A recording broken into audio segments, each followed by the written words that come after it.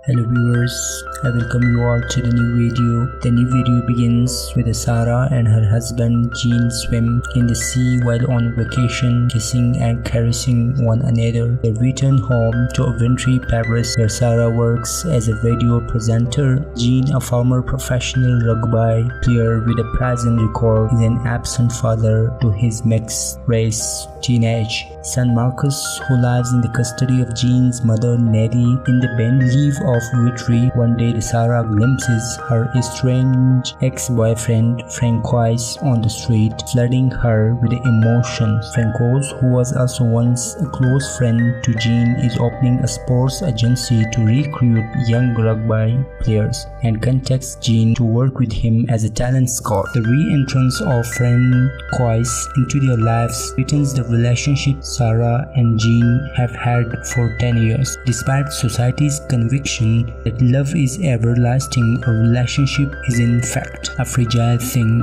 with a single act to consider a bond that takes years to create. As such, the tenuous nature of romantic love is a constant source of inspiration for stories across all the media. Both sides of the blade, titled Avec Amour et Accompagnement, showcases her ability to dissect the nature of desire and how our inability to either quell or satisfy our wants can lead to our downfall. Unfortunately, while Dennis have some astute observations on our fickle natures, the finished product is too detached from its subjects to make for a satisfying watch. Radio journalist Sarah Joliot-Bencoy lives in Paris with her ex-rugby star and ex-convict husband Jean Vincent Linden. However, their relatively blissful relation begins to feel some strain when she spies her ex-Francois Grégoire Collin on the street of Paris, causing her to reminisce about her past relationship. Her past begins to meld into the present when Jean decides to team up with Francois to create a sports talent agency. Francois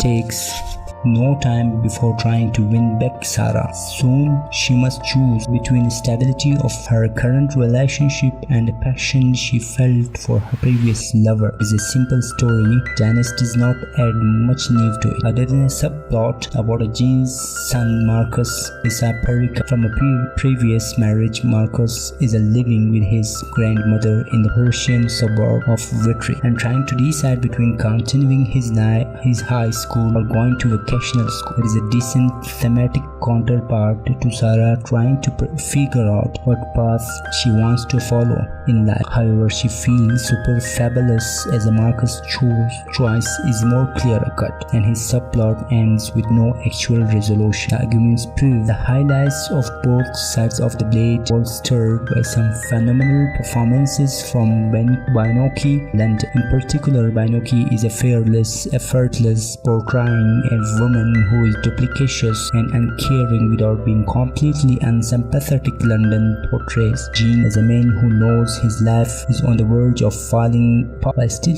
failing to do anything to stop it until it is too late. Twin spirals of destruction finally culminate in a fight where both actors bring their characters to a breaking point. The scene manages to drive off the extremities of emotion without feeling his triumph. It is a type of scene actors love for visceral and exciting, with plenty of meat to sink their teeth into. Unfortunately, most of the both sides of the blade is missing that meat. Sarah does not interact with Francois aside from a glimpse of him in the first act until halfway through the runtime. Instead, we see him normally interact with Jean with only ominous music from the tender sticks to hint at impending the doom. And when she finally meets with her ex, their love affair does not create sparks on screen. Instead, much like the rest of the film, it is a matter of fact and unsexy. While it is understandable that Janice may not want to reminisce infidelity, we need to see why the Sarah desperately wants to be with the Francois. If it is not for the sex, climax. We need to see why, but Dennis does not show why any character does anything. There are few explanations for Bestre's character. Motivations, interpersonal relations are inferred rather than explored. In the end, both sides of the blade feels more like a rough of a documentary than a narrative film, and keeps the viewer at arm's length from what they are watching. The detachment makes both sides of the blade such a frustrating watch. This has all the qualities of great film, excellent acting and direction, good cinematography, and a decent, albeit on the most, score. It is a movie about the infidelity that lacks any real passion, a story about the breakdown of a marriage that lacks any real climax. It is a movie that just exists, and that is probably the worst crime. Any piece of entertainment